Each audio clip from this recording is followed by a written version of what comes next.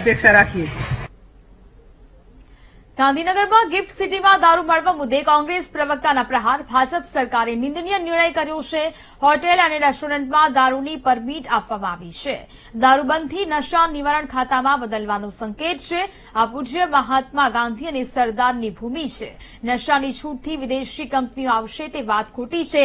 ગુજરાતની જનતાને પારખવામાં ભાજપ સરકાર નિષ્ફળ નીવડ્યું છે। બુટલેગર સાથેની દોસ્તી આ નિર્ણયમાં સાબિત થઈ રહી છે। આ પ્રકારનું નિવેદન બનહર પટેલે આપ્યું છે।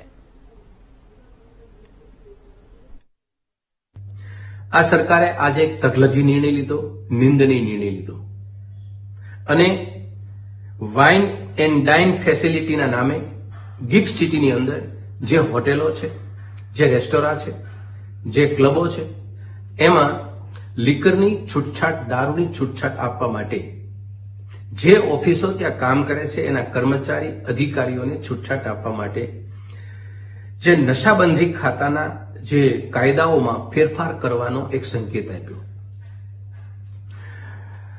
આ સંકેત પાછળનો મુખ્ય એમનો હેતુ એ હતો કે રાષ્ટ્રીય અને આંતરરાષ્ટ્રીય કંપની એ વેપાર કરવા માટે આવે છે ત્યારે કઈ ને કઈ રીતે આ બાબતમાં એને પ્રશ્નો છે કે મુશ્કેલી છે।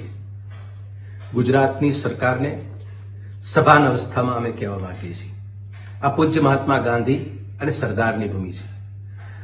વર્ષોથી જે કંપનીઓ સ્થાયી થઈ છે એને ક્યારેય તે આ પ્રશ્ન નડ્યો નથી અને અત્યારે એવી લોભામણી બાબતોમાં એક ક્ષુલ્લક બાબત કે નશાબંધીમાં કાયદામાં થોડી છૂટછાટ આપવાથી ગિફ્ટ સિટીની અંદર વૈશ્વ બજારમાં જે કંપનીઓ કામ કરે છે, રાજ્યની બહારની કંપનીઓ કામ કરે છે, એ અહીંયા ઉતરી પડશે।